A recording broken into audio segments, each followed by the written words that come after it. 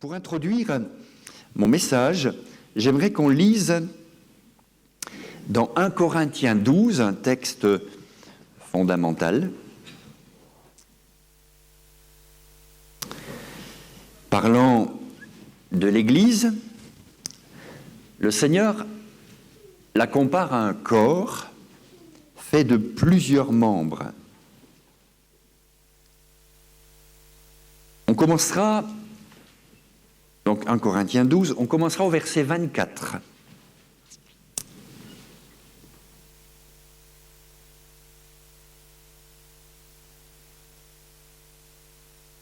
Dieu a disposé le corps de manière à donner plus d'honneur à ce qui en manquait, afin qu'il n'y ait pas de division dans le corps, mais que les membres aient également soin les uns des autres. Et si un membre souffre, tous les membres souffrent avec lui. Et si un membre est honoré, tous les membres se réjouissent avec lui. Vous êtes le corps de Christ et vous êtes ses membres, chacun pour sa part. Amen. On va donc parler ce matin de la relation entre les membres du corps de Christ. Un jour, un homme et une femme qui voulaient adopter un enfant s'en sont allés dans un orphelinat, rencontrer un petit garçon qu'ils désiraient adopter. Alors ils se mettent à lui décrire en termes magnifiques les choses innombrables qu'ils vont lui donner. À leur étonnement, le petit bonhomme répondit : « Si vous n'avez rien d'autre à m'offrir qu'une bonne maison, des beaux habits, beaucoup de jouets, et tout ce que la plupart des enfants ont, eh bien, j'aime mieux rester ici. » « Mais alors, que désires-tu d'autre ? Demanda la jeune femme. Écoutez la réponse. « Je désire seulement quelqu'un qui m'aime. » répondit l'enfant. Même un petit garçon savait que l'homme ne vit pas de pain seulement, et que ce n'est pas le confort d'un monde ultra perfectionné qui peut satisfaire le cœur. On a été créés de peu inférieurs aux anges, et nos âmes ne peuvent pas se contenter d'Internet, de connexion, de numérique, de choses qui s'appellent du matériel. Seulement quelqu'un qui m'aime. Et si vous me demandiez quelle est la définition d'une église en bonne santé, je répondrais des gens qui s'aiment. C'est ce qu'on disait de la première église à Jérusalem. Voyez comme ils s'aiment. Alors, on va prendre le temps de dire à son voisin, je t'aime. Vous y allez ? Allez.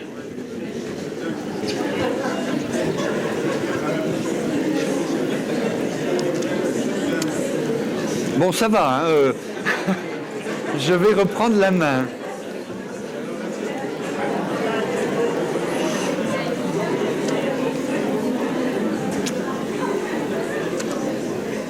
C'est bon, je peux avoir votre attention. Les relations entre les membres de l'Église. C'est parce que l'Église est certainement le lieu où les attentes sont les plus fortes que les blessures sont aussi les plus douloureuses. Je vais pour commencer prendre 4 exemples de relations fraternelles. On ne prendra pas le temps de lire tous les textes, je vais donner les références, mais comme ça ferait beaucoup et que je veux tenir dans le temps qui m'est imparti, croyez-moi, c'est dans la Bible ce que je vais dire. 4 exemples de relation fraternelle. Vous avez dans Luc 15 un texte qui nous introduit dans une maison. Il y a un père et il y a 2 fils. Et on a appelé cette parabole la parabole du fils prodigue. Je ne sais pas si c'est le bon titre, parce que cette parabole ne parle pas seulement du fils prodigue, elle parle aussi du père et de sa réaction, mais elle parle aussi de l'autre frère. Et quelle est la relation entre les 2 frères? Alors le fils prodigue a réclamé sa part d'héritage, il est parti, et puis le voilà qui revient, tout sale, tout crotté, sentant mauvais, dépouillé de tout, ayant tout dépensé, et le père l'accueille. Et commande le traiteur, non, un buffet vraiment très bien. Et on voit que le père redonne à ce fils prodigue qui revient sa place dans la maison. Pas de problème de relation entre le père, notre père, et quelqu'un qui ce matin reviendrait à lui. La relation est rétablie. Parce qu'on l'a très bien dit tout à l'heure, il y a quelqu'un qui a payé pour ça. Donc la relation verticale est rétablie. Mais la relation horizontale avec l'autre frangin pose quelques problèmes. Écoutez comment il parle, ce frère aîné, ton fils. Et le père lui répond, ton frère. Ton frère que voici était mort et il est revenu à la vie. Est-ce qu'il ne faut pas qu'on se réjouisse? Voyez-vous, le Seigneur nous a pas donné une option en nous disant, c'est une option en bas du contrat, aimez-vous les uns les autres. Non, il nous a commandé de nous aimer les uns les autres. Et ce premier exemple me renvoie vers la façon dont je parle de mon frère, dont je parle de ma sœur. C'est ton frère, dit notre Père. C'est un terme affectueux. Ton frère. C'est un membre du même corps. Et je crois qu'il nous faut vraiment veiller là-dessus. Parce qu'on est plein de préjugés. Alors, ce préjugé, c'est un jugement avant de savoir. On a déjà catalogué la personne. Non mais regarde celui-là. S'il savait de quelle espèce est la femme qui le touche. Pharisien, tu m'as même pas offert de l'eau pour me laver les mains. Tu m'as même pas oint le parfum de l'invité. Regarde cette femme. Elle n'arrête pas depuis qu'elle est rentrée de faire ce que tu n'as pas fait. Les prostituées qui reviennent à Dieu vous devanceront dans le royaume des cieux, dira Jésus aux pharisiens. Seigneur, apprends-moi à bien parler de mon frère. Quand tu parles mal d'un frère, tu parles mal du corps. Et donc tu fais du mal à cet ensemble qui est le corps de Christ. Et je crois que c'est un premier exemple qu'il nous faut bien avoir à l'esprit. Le deuxième exemple, et j'aime la Bible parce qu'elle parle en vérité, elle parle cash, elle parle sans masquer les choses, et le deuxième exemple, c'est carrément des frères ennemis. C'est Jacob et Ésaü. Alors les textes, Genèse 32, versets 3 à 12, chapitre 33, versets 1 à 11. Et ces deux frères sont devenus des frères ennemis. Alors, je n'ai pas le temps de vous dire tous les griefs qu'Ésaü a contre son frère. On pourrait même dire, c'est un peu quand même justifié. Il l'a volé. Il s'est enfui. Et Qu'est-ce qui se passe au bout d'un moment? Ésaü prend les armes.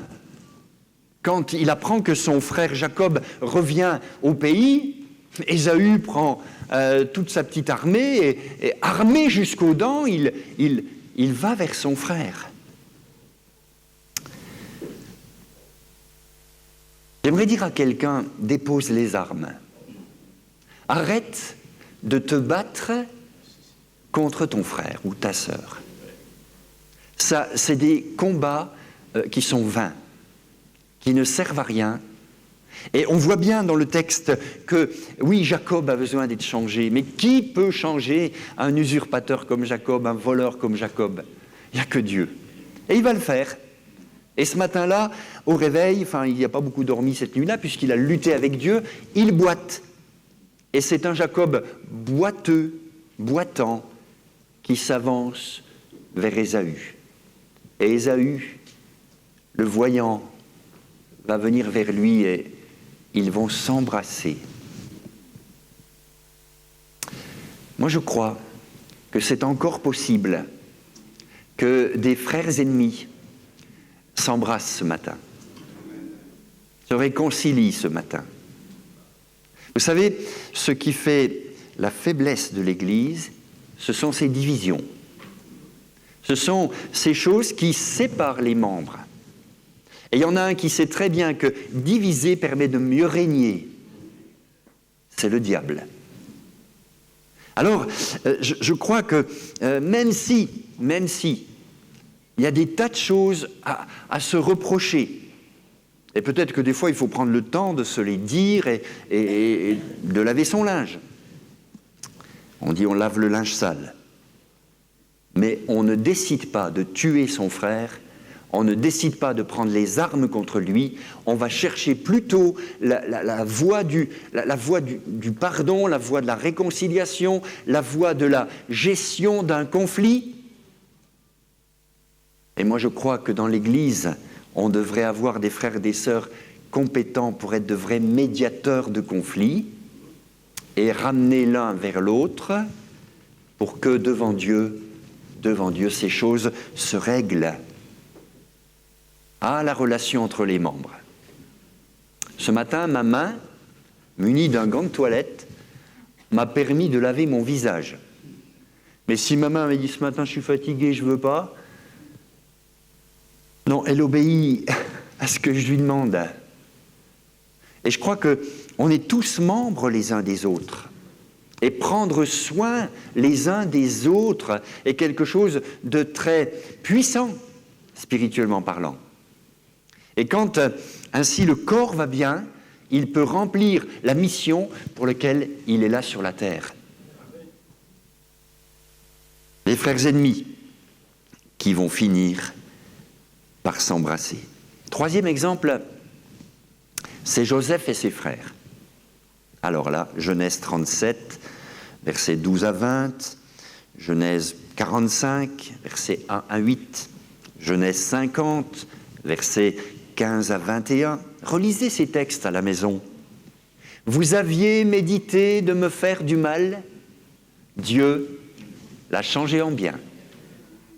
Et Joseph, au départ, quand il est vendu par ses frères, quand il est trahi par la femme de Potiphar, quand il est en prison, quand il est abandonné, alors qu'il a rendu service, alors que les années s'écoulent, il peut certainement se poser beaucoup de questions. Où sont mes frères? À quoi ça sert ma famille? Je suis seul dans un pays étranger, je suis en exil, je suis loin des miens. Et je n'ai pas de soutien. Et j'aimerais dire peut-être à quelqu'un qui n'est plus dans son pays, qu'ici, dans l'Église, il y a tous les pays. Et que l'Église est certainement le lieu où on peut trouver une famille. Dieu donne une famille à celui qui n'en a pas ou qui n'en a plus. Joseph va être utilisé par Dieu pour le salut de ses frères et de son père, pour le salut de sa famille. Il est juste un peu en avance. Et Dieu le prépare pour être le premier ministre d'Égypte et pouvoir faire tout ce qu'il faut pour que ces années de famine ne viennent pas détruire son père et ses frères. Si vous vous engagez sur le bon chemin, celui de Joseph, celui de la décision d'être en bénédiction à ses frères et sœurs de l'Église, si vous dites chaque jour « Quel bien je peux faire autour de moi à mes frères et sœurs », vous allez voir que Dieu va se servir de vous. Vous allez faire des expériences, je suis prophète à mes heures, et vous allez dire « Waouh, quelle vie chrétienne, quelle magnifique vie chrétienne que celle-là. Je suis sauvé pour servir mes frères et sœurs. » Et merci au Seigneur d'avoir laissé ce bel exemple dans sa parole où Joseph et ses frères vont finalement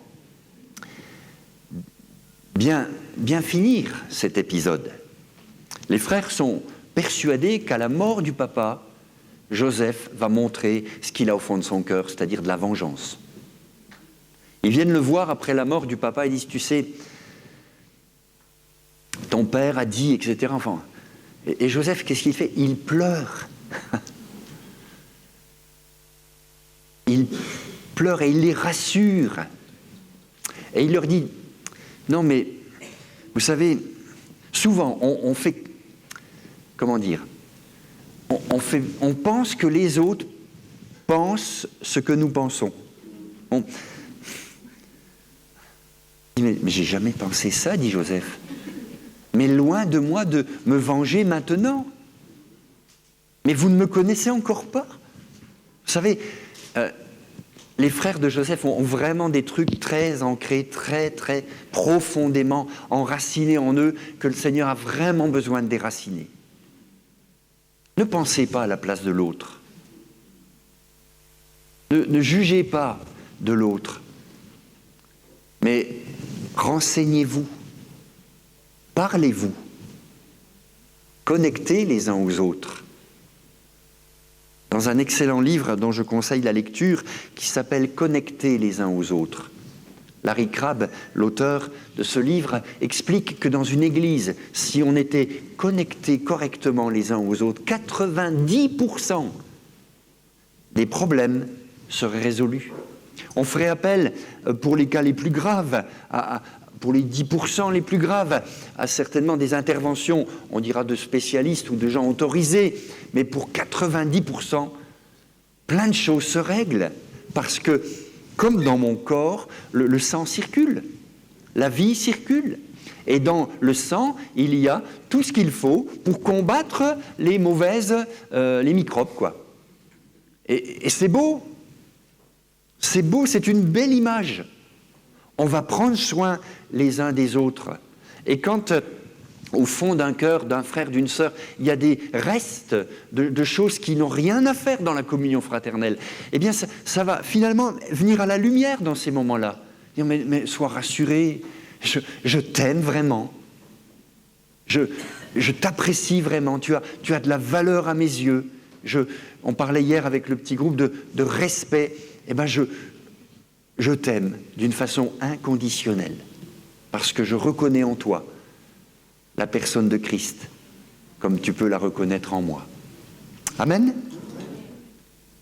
Et enfin, le quatrième exemple, pour terminer cette première partie de mon message, c'est l'exemple d'un grand frère, non, d'une grande sœur et d'un petit frère.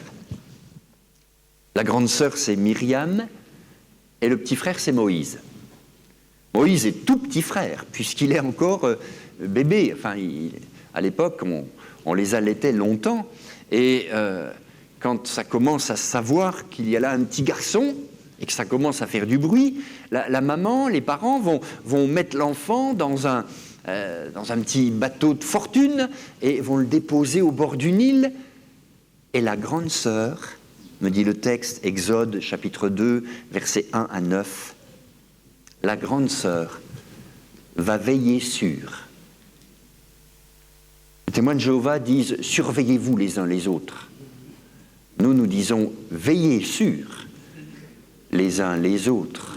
J'ai juste inversé le préfixe. Veillez sur. Et la grande sœur veille. La fille de Pharaon arrive. Elle ouvre la boîte. Oh, c'est un garçon. Elle l'adopte. La grande sœur arrive. Tu veux que j'aille te chercher une maman pour l'allaiter? Oui. Et voilà que la maman va toucher l'allocation familiale, la première de l'histoire. Pour allaiter son propre fils. Incroyable, quel retournement de situation, parce qu'une grande sœur a veillé sur le petit.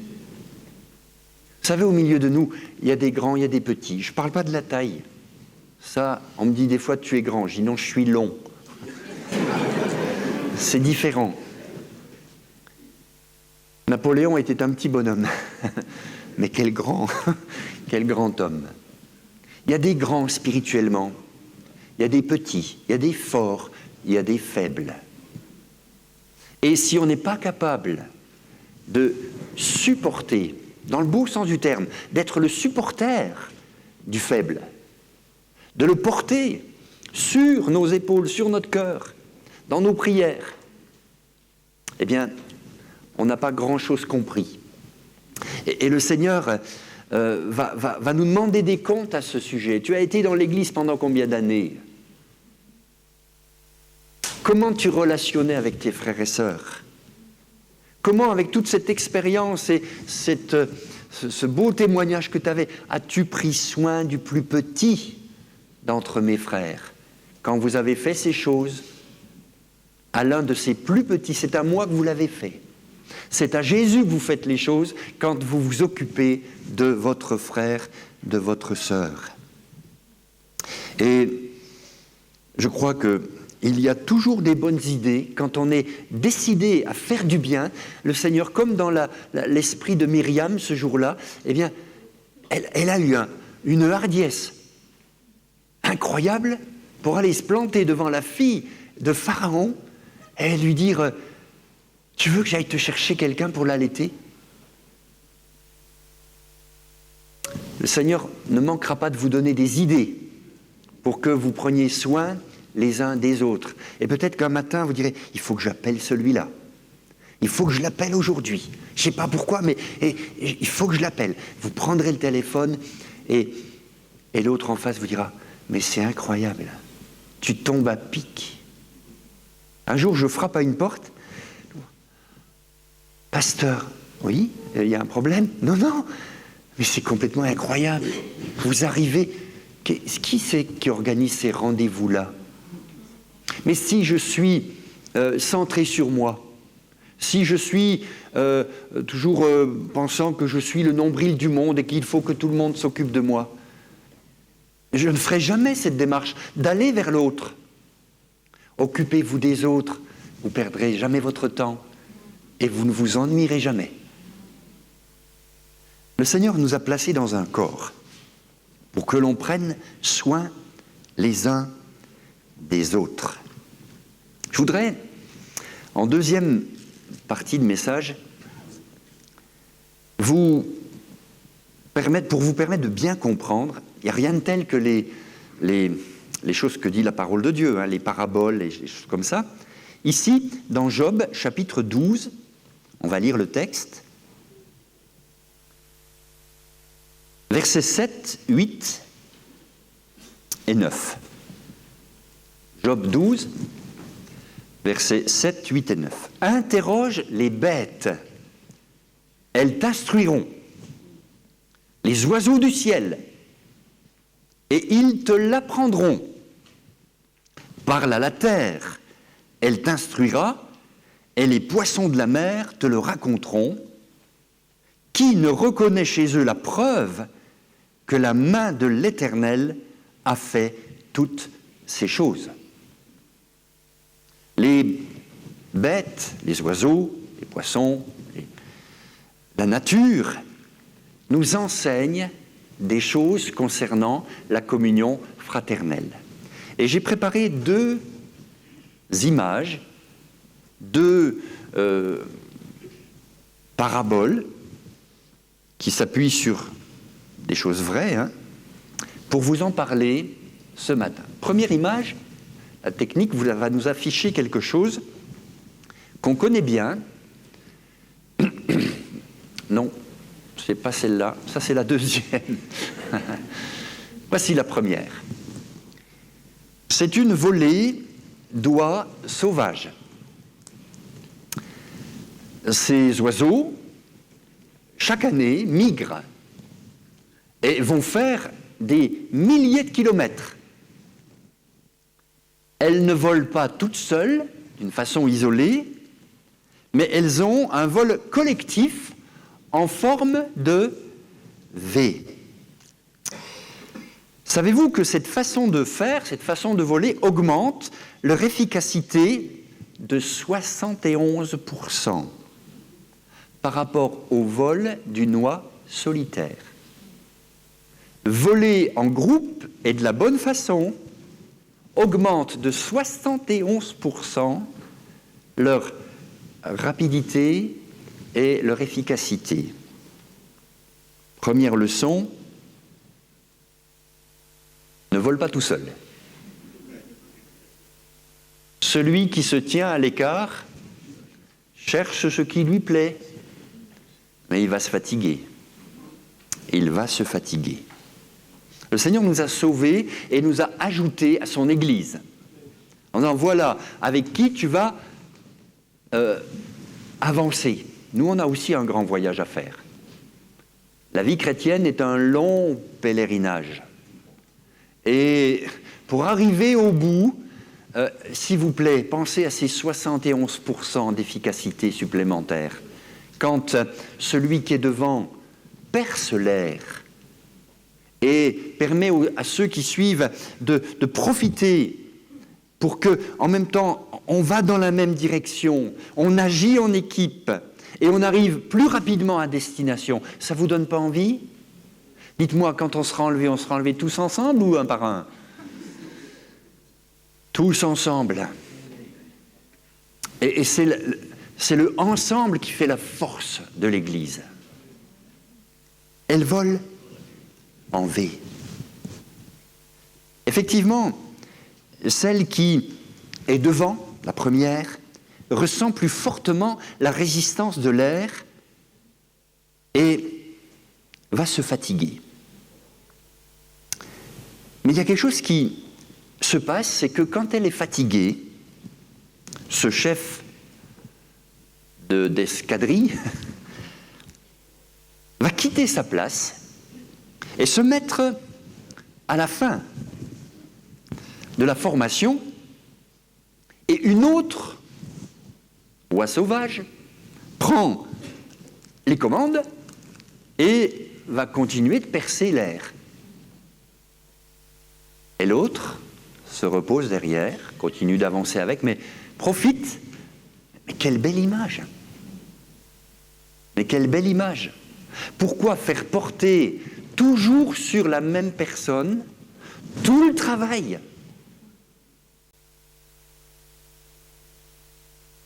Je parle sous son contrôle, sous leur contrôle, puisque maintenant vous en avez deux, mais je peux vous dire qu'ils sont des êtres humains. Ils ont des moments où, voilà quoi, on aimerait bien déléguer, on aimerait bien pouvoir continuer d'avancer, et que voilà, on se relaie. C'est ce que, va vers les bêtes, elles t'instruiront. Autre enseignement, vous savez comment s'appelle le bruit de l'oie sauvage? Elle. Alors certains disent elle caquette, elle cacarde. Bon. Ça c'est la leçon de français. Mais nous, on va s'encourager mutuellement. Et c'est étonnant, mais dans le vol en V, celles qui sont derrière émettent des encouragements. Va vers les bêtes, elles t'instruiront. Est-ce que tu pourrais encourager celui qui est devant? Enfin, fais-le après, parce que moi j'ai plein de choses encore à dire et je ne veux pas trop vous donner la main parce que je vois que vous la prenez vite et vous ne me la rendez pas. mais encouragez l'autre. Quelqu'un a dit, et c'est très juste, l'encouragement fait du bien à ceux qui les entendent autant qu'à ceux qui les prononcent. Encourager fait du bien à celui qui reçoit l'encouragement tout autant qu'à celui qui le prodigue.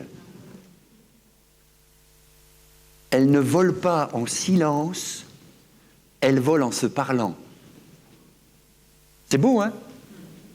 Et moi, je crois que dans la destination qui est la nôtre, puisque on va vers un beau pays, on va vers le ciel, eh bien, on a besoin de s'encourager mutuellement.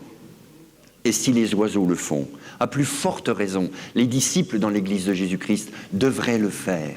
Ne passe pas une journée sans encourager quelqu'un. Ça te coûte rien, mais ça rapporte beaucoup.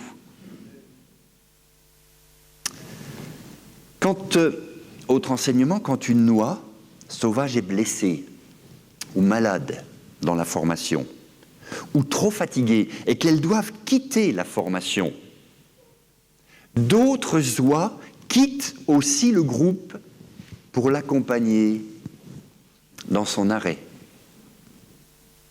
Elles la protègent, l'aident à se reposer, la nourrissent, l'aident à reprendre son vol jusqu'à ce qu'elle puisse rejoindre le groupe. Quand quelqu'un souffre, nous a dit le texte tout à l'heure, tous les membres souffrent avec. Et cette solidarité dans les temps de difficulté, alors que quelqu'un est obligé de s'arrêter, eh bien, qu'il y ait, peut-être pas tout le monde, mais quelques oies qui viennent l'entourer et prendre le temps, lui donnant le temps de se refaire une santé, de se refaire des forces. Je suis sûr que vous êtes intelligent et que vous comprenez tout de suite l'application à faire au sein du corps de Christ. J'étais malade et vous êtes venus vers moi. J'étais en prison et vous m'avez visité. Moi, je crois qu'il y a des gens qui tirent sur les oies de passage. Il y en a qui sont blessés par certaines flèches. Et on ne va pas compter les blessés qui tombent. Non, c'est bien, je suis encore en vie. Non, prenons soin les uns des autres. Vous savez, on est plus fort après s'être relevé que quand on n'est jamais tombé. Et quand il nous arrive ces moments difficiles, il y a des tas de choses à apprendre. Merci Seigneur pour ce premier exemple. Interroge les bêtes, elles t'instruiront. Les oiseaux du ciel, les oies sauvages, elles te l'apprendront. On n'entame pas ce grand voyage tout seul. On va voler d'une certaine façon. Il va y avoir toute une vie de groupe et on va arriver tous ensemble à destination. Et vous dites Amen. La deuxième image, on reste chez les bêtes, c'est les insectes, cette fois-ci, qui nous l'apprennent. Vous connaissez bien cette abeille familière. Il paraît qu'elles sont en danger. Vous savez que si on n'a plus d'abeilles, on n'a plus de fruits. Les fleurs ne sont plus pollinisées et c'est dramatique de voir aujourd'hui avec quelle inconscience on est capable, je ne suis pas en train de faire de l'écologie, mais quand même un petit peu en passant, mais on est capable de tuer ces abeilles avec les pesticides de toutes sortes. Mon frère est apiculteur, et je l'ai encore vu ce mois-ci, et je lui demande alors comment vont tes abeilles. Et tous les ans, il faut les traiter contre le varroa, il faut faire attention aux frelons asiatiques, il faut vraiment, les abeilles sont en danger. Mais ce n'est pas pour ça que j'ai pris cette image. Je referme la parenthèse concernant la santé des abeilles. Mais je voudrais parler de l'alvéole. Vous en avez là, des belles, et regardez comme les abeilles ont construit leur alvéole. Il y a 6 côtés à l'alvéole. Et chaque alvéole correspond exactement aux alvéoles voisines.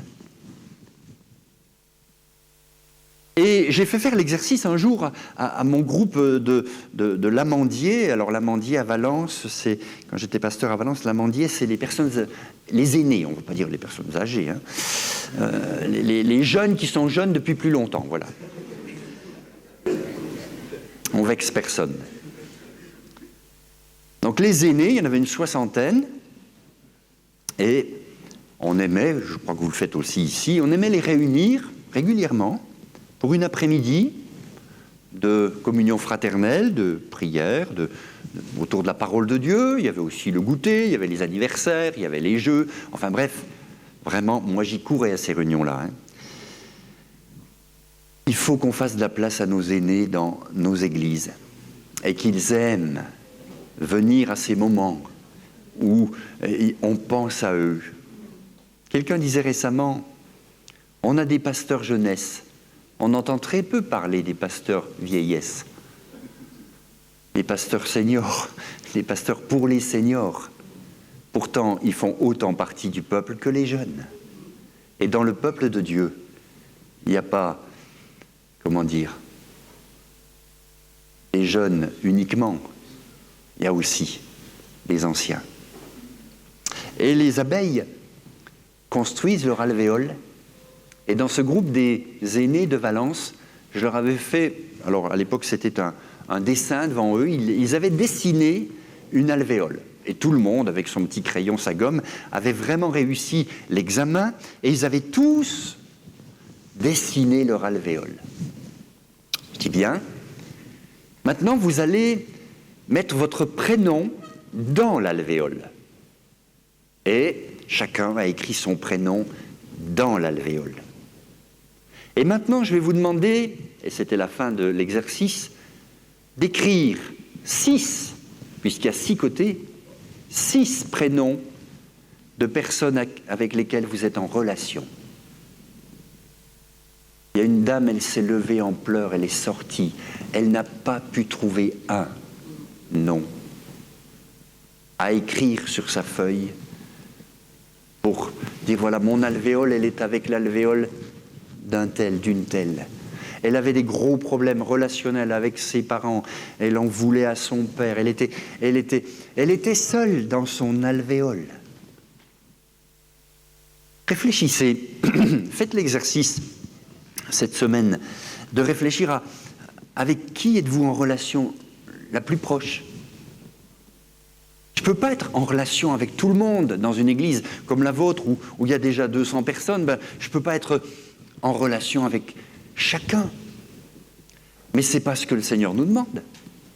Il nous dit, avec qui es-tu proche? Les 6 personnes autour de toi. Ce sont les alvéoles qui t'entourent.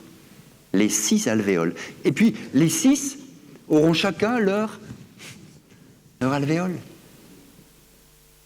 Et en relation avec d'autres, et vous avez compris que c'est ainsi, va vers les bêtes, elles t'instruiront, c'est ainsi, je crois, que l'Église devrait se construire.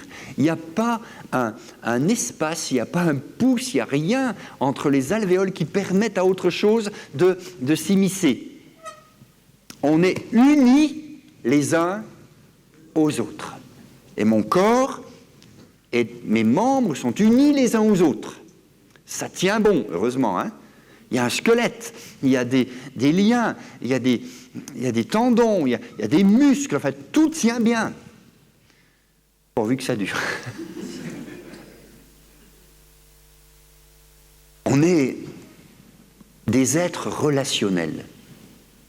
On est fait pour être en relation. Et les abeilles nous en donnent l'enseignement. Je vais terminer en vous montrant à quoi sert une alvéole.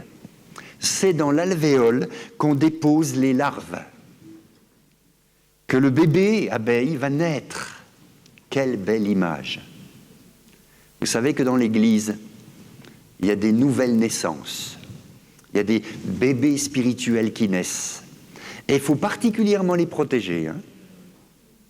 Eh bien, c'est dans les alvéoles que la reine des abeilles dépose son œuf et que la larve va pouvoir être comme dans un cocon. Et c'est là qu'on va la nourrir, venir la nourrir. Deuxième enseignement, et c'est ce que vous voyez à l'écran, ça sert au stockage des provisions, le fameux miel. Quelle bonne nourriture que le miel. Et c'est vrai que c'est dans ces alvéoles que les abeilles déposent leur nourriture. Moi, je crois que dans l'Église qui est en bonne santé, chaque alvéole est remplie de la parole de Dieu. Ta parole est comme du miel. Est remplie de la parole de Dieu. On a des provisions. On sait bien sûr les stocker, et quand on n'a plus de place, on en donne. Et l'apiculteur arrive et il remplit des pots de miel.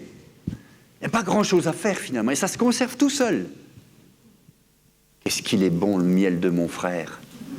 Du sapin, de l'acacia, de la fleur, de la forêt. Enfin, c'est merveilleux. Je suis dans un pays, l'Ardèche, où on a du miel de châtaigne. Enfin, il y a tout. Les abeilles, elles vous fournissent ce qu'elles trouvent. Elles le transforment en miel et elles le mettent dans les alvéoles. Tout ce que tu reçois dans chaque réunion, la parole de Dieu qui vient dans ton cœur, transforme-la en nourriture. Stocke, non pas égoïstement, mais parce qu'il y a des âmes à nourrir, parce que le monde a faim autour de nous pour nourrir autour de toi. Et puis évidemment, troisièmement, l'alvéole va vraiment servir à l'édification d'un ensemble. Je vous ai mis qu'une partie de la photo, mais si vous regardez toute la photo, mais c'est une architecture incroyable qui tient debout, toute seule. Parce que les alvéoles, et même les gens qui fabriquent des meubles aujourd'hui, ils ont compris ça. Et vous avez des jolies constructions qui sont en forme d'alvéoles. Je crois que l'Église va s'édifier de la bonne façon. Ce que cela m'enseigne, c'est qu'il y a de l'équilibre. Ce que cela m'enseigne, c'est qu'il y a des relations. Ce que cela m'enseigne, c'est qu'il n'y a pas une alvéole plus grosse que l'autre.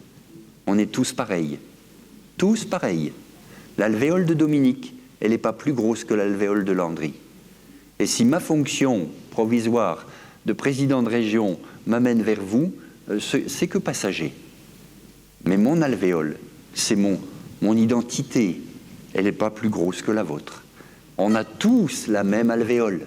On a tous devant Dieu la même taille, la même valeur, la même égalité. Je pense aussi, et je terminerai avec ça, qu'il y a une forme de mutualisation, voire de redevabilité. Je pourrais longuement parler des abeilles et de leur façon de fonctionner, mais on sait très bien que c'est une société très organisée, avec sa propre police à l'entrée de la ruche, pour ne pas laisser rentrer l'ennemi. Il y a celles qui donc veillent à l'entrée, il y a celles qui font, avec leurs ailes, baisser la température, c'est excellent, hein. Elles ont la clim intégrée. Il y a celles qui nourrissent les larves, il y a celles qui vont butiner, etc., etc. Va vers les bêtes, elles t'instruiront. Nous, l'Église de Jésus-Christ, nous qui disons on est en communion fraternelle, c'est pas étranger les uns derrière les autres qui provoquent ou entraînent forcément la communion fraternelle. C'est quand on va tout à l'heure se tourner l'un vers l'autre. C'est quand on va se saluer les uns les autres. C'est quand on va prendre soin les uns des autres cette semaine. C'est quand on va aller l'un vers l'autre. Et les uns les autres, c'est une formule dans la Bible qui est abondamment utilisée dans le Nouveau Testament. Eh bien, vous pouvez les prendre tous et vous verrez que tous disent quelque chose concernant la relation entre frères et sœurs. Que Dieu vous bénisse, que Dieu vous aide à comprendre. Les oies sauvages et les abeilles, en général, on retient. Amen. On peut prier le Seigneur. Merci mon Dieu, parce que tu es celui qui a créé ces choses. Et tu as dit, je bâtirai mon église. Et les portes du séjour des morts ne prévaudront point contre elle. Tu bâtis l'église. Tu lui donnes cet équilibre, cette force. Tu lui donnes, Seigneur, ces âmes nouvelles. Tu lui donnes de s'organiser de la bonne façon. Et tu bénis particulièrement les relations entre nous. Je te prie pour que dans cette assemblée de Dijon, de Semur, de Beaune, Seigneur, il y ait vraiment cette relation fraternelle de qualité qui permet à la vie spirituelle de circuler, qu'il y ait vraiment, mon Dieu, le témoignage encore dans cette ville. Voyez comme il s'aime. Merci de bénir ta parole que nous avons maintenant reçue dans notre cœur, qu'elle soit comme du miel dans nos entrailles, qu'elle soit, Seigneur, comme une bonne nourriture qui nous fortifie et bien sûr qu'on va mettre en pratique. Merci, Seigneur. Amen.